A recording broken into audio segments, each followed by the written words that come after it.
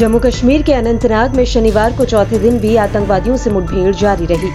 चुनौतीपूर्ण इलाके, घने जंगलों और खराब मौसम के कारण ऑपरेशन को अंजाम देने में सुरक्षा बलों को कठिनाई हो रही है। वहीं हमारे जवान जिनका मुकाबला कर रहे हैं वो कोई आम आतंकवादी नहीं है, बल्कि अच्छी तरह से प्रशिक्षित हैं। इस मुठभेड़ में अब तक 3 अधिकारी और 1 जवान की शहादत हो चुकी है। इसके अलावा कम से कम 2 अन्य जवान घायल हैं। अनंतनाग जिले में एक तरफ जंगल, एक तरफ पहाड़ी और दूसरी तरफ गहरी खाई के बीच फंसे सुरक्षा बल के जवान मुठभेड़ में उन आतंकवादियों से जूझ रहे हैं जिनके पास हथियारों, गोला बारूद या भोजन की कोई कमी नहीं है। जवानों को टफ फाइट का सामना करना पड़ रहा है। आतंकवादी पहाड़ी की चोटी पर एक गुफा में छिपे हुए हैं। वहां तक पहुंचने के लिए सिर्फ एक रास्ता है जो बेहद सकरा है। रास्ते के एक तरफ सीधी ढलान है। एनडीटीवी ने सुरक्षा सूत्रों के हवाले से लिखा कि ये वही रास्ता है जहां कर्नल मनप्रीत सिंह, मेजर आशीष धौनचक और डीएसपी हुमायूं भट्ट की जान चली गई। आतंकवादी कोकेरनाग के जंगलों में एक पहाड़ी के ऊपर एक गुफा में छिपे हुए हैं। गुफा से उन्हें सुरक्षा मिली हुई है। वहां से आतंकवादी सेना और पुलिस की संयुक्त टीम की गतिविधियों को अच्छी तरह से देख सकते हैं। गुफा की ओर जाने वाले सकरे रास्ते में कोई कवर नहीं है। इस अभियान में हेलीकॉप्टर, ड्रोन, रॉकेट लॉन्चर और मोर्टार का इस्तेमाल किया गया है, लेकिन सेना अभी तक उस इलाके पर कंट्रोल हासिल नहीं कर पाई है। अधिकारियों का कहना है कि वे जल्द से जल्द आतंकवादियों को मार गिराएंगे। रिपोर्ट के मुताबिक सेना को सबसे पहले मंगलवार की रात कोकेरनाग के जंगलों में आतंकवादियों के छिपे होने की खुफिया जानकारी मिली थी और जब उन्हें पता चला कि वे एक पहाड़ी के ऊपर हैं, तो बुधवार तड़के हमला करने का फैसला लिया गया।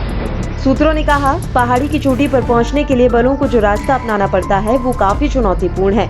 ये बहुत सकरा है और एक तरफ पहाड़ और घना जंगल है तो दूसरी तरफ खाई। जवानों ने चढ़ाई शुरू की, लेकिन रात और अंधेरे ने इसे और भी बदतर बना दिया। सुरक्षा बलों को आगे बढ़ता देख आतंकवादियों ने कर्मियों पर गोलीबारी शुरू कर दी। इसी हमले में 3 अधिकारी घायल हो गए। उन्हें वहां से निकालने के सीमित विकल्प थे, जिससे उन्हें सुबह तक अस्पताल नहीं ले जाया गया। सूत्रों के अनुसार आतंकवादियों के पास हथियारों, गोला बारूद और यहाँ तक कि भोजन का पर्याप्त भंडार है, जिसका प्रमाण इस तथ्य से मिलता है कि वे लगभग 90 घंटे तक टिके रहने में कामयाब रहे हैं। उन्होंने कहा कि आतंकवादियों की संख्या भी 2 से 3 से ज्यादा होने की संभावना है।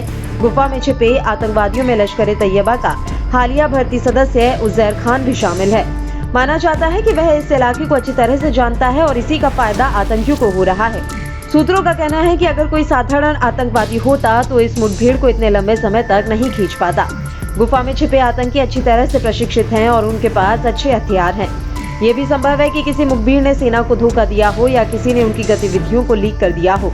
शनिवार की सुबह से हो रही भारी बारिश ने विजिबिलिटी कम कर दी। इससे ड्रोन के ऑपरेशन में कठिनाई आ रही है।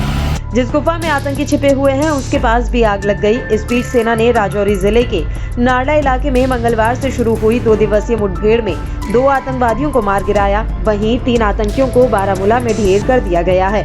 बारामूला मुठभेड़ पिछले 5 दिनों में आतंकवादियों के साथ सेना की तीसरी मुठभेड़ है।